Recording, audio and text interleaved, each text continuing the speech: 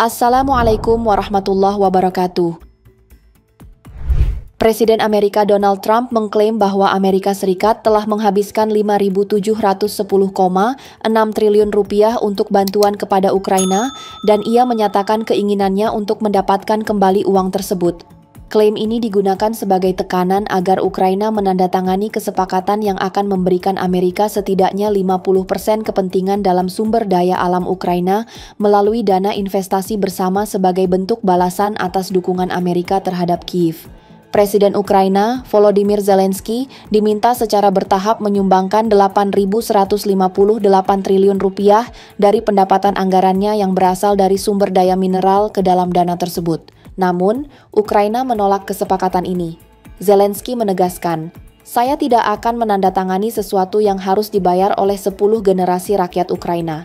Meski Trump menyebut angka 5.710,6 triliun sebagai bantuan yang telah diberikan dan 8.158 triliun sebagai jumlah yang harus dikembalikan, kedua angka tersebut tidak memiliki dasar faktual.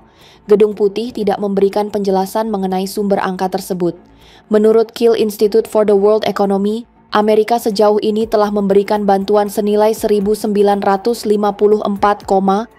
triliun sejak dimulainya invasi Rusia pada tahun 2022. Dari jumlah tersebut, hanya sekitar 65,26 triliun yang harus dikembalikan dengan tenggat waktu pembayaran hingga tahun 2065 sesuai perjanjian sebelumnya. The Kyiv Independent memberikan rincian lengkap mengenai distribusi bantuan dan penggunaannya.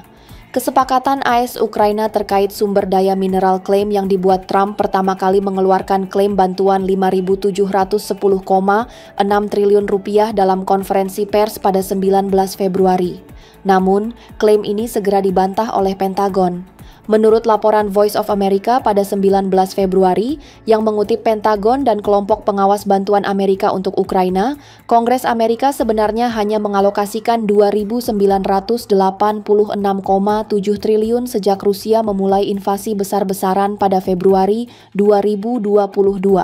Dari jumlah tersebut, 1.075 triliun berbentuk bantuan militer yang telah dikirimkan ke Ukraina, sementara 63,63 triliun masih belum digunakan. Pada konferensi pers 23 Februari, Zelensky menyatakan bahwa Amerika hanya mengalokasikan sekitar 1.631,6 triliun untuk Ukraina selama invasi, termasuk 1.093 triliun dalam bentuk bantuan militer dan 514,97 triliun dalam bentuk bantuan finansial. Sebenarnya fakta menunjukkan bahwa klaim Zelensky lebih akurat dibandingkan pernyataan Trump. Berdasarkan data Ukraine Support Tracker dari Kiel Institute for the World Economy, total bantuan Amerika untuk Ukraina berjumlah 1.954,5 triliun rupiah yang terdiri dari 1.095 triliun dalam bentuk bantuan militer, 798,48 triliun dalam bentuk bantuan finansial, 58,73 triliun dalam bentuk bantuan kemanusiaan. Perbedaan angka antara data Kiel Institute dan Pentagon disebabkan oleh Pentagon yang memasukkan beberapa anggaran yang sebenarnya tidak dikirim ke Ukraina. Secara khusus, sekitar 946,3 triliun dari total 2.986,7 triliun digunakan untuk industri pertahanan Amerika, termasuk penggantian senjata lama yang diberikan kepada Ukraina dengan senjata baru buatan Amerika. Apakah Ukraina harus membayar kembali seluruh bantuan ini? Pada 23 Februari, Zelensky menegaskan bahwa bantuan Amerika tidak bisa dianggap sebagai utang karena sebagian besar diberikan dalam bentuk hibah. Taras Shepel, seorang pengacara Ukraina yang mempelajari aspek hukum bantuan Amerika, serta Alexander Parashchi, seorang analis di Bank Investasi Ukraina Concord Capital, menyatakan bahwa seluruh bantuan militer Amerika untuk Ukraina berbentuk hibah dan tidak perlu dikembalikan. Namun, sebagian kecil dari bantuan finansial diberikan dalam bentuk pinjaman.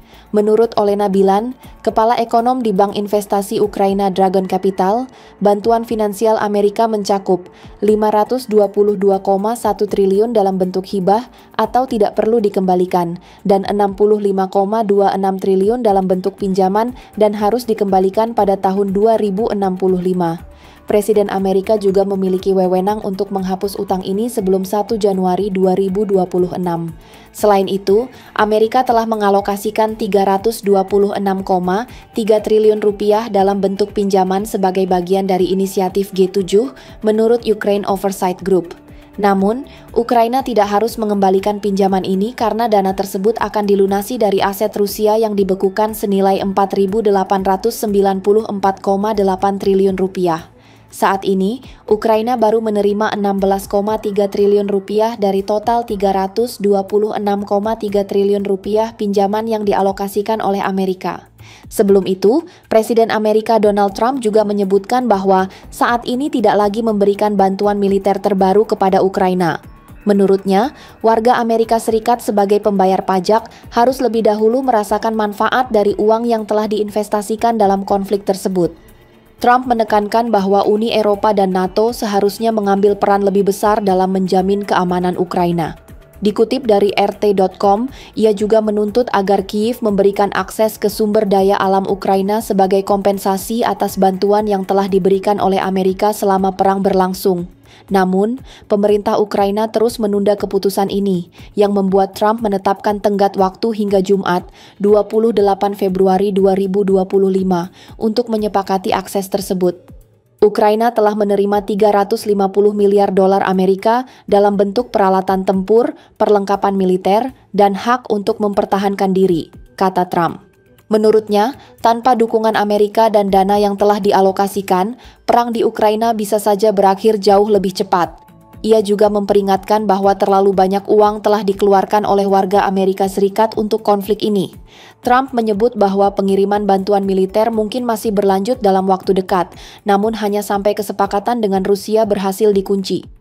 Jika kesepakatan tersebut tidak tercapai, maka Amerika dapat mempercepat penghentian pengiriman senjata ke Ukraina atau, sebaliknya, tetap melanjutkan bantuan dalam jangka pendek.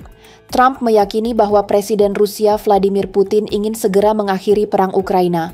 Sementara itu, Presiden Ukraina Volodymyr Zelensky mendesak agar Ukraina diberikan keanggotaan NATO sebagai bagian dari kesepakatan perdamaian. Namun, hingga kini, NATO yang dipimpin Amerika masih enggan untuk memberikan komitmen tegas terhadap permintaan tersebut. Dalam beberapa waktu terakhir, Trump semakin meningkatkan retorika anti-Zelensky dan menunjukkan kecenderungan mendukung kebijakan Kremlin. Sikap ini muncul setelah pejabat tinggi Amerika dan Rusia menggelar pertemuan diplomatik pertama mereka dalam 3 tahun terakhir di Arab Saudi pekan lalu. Dengan kebijakan yang terus berubah, masa depan dukungan Amerika terhadap Ukraina kini semakin tidak menentu. Bagaimana kesepakatan antara Washington, Kyiv, dan Moskow akan berkembang dalam beberapa bulan ke depan masih menjadi pertanyaan besar bagi komunitas internasional.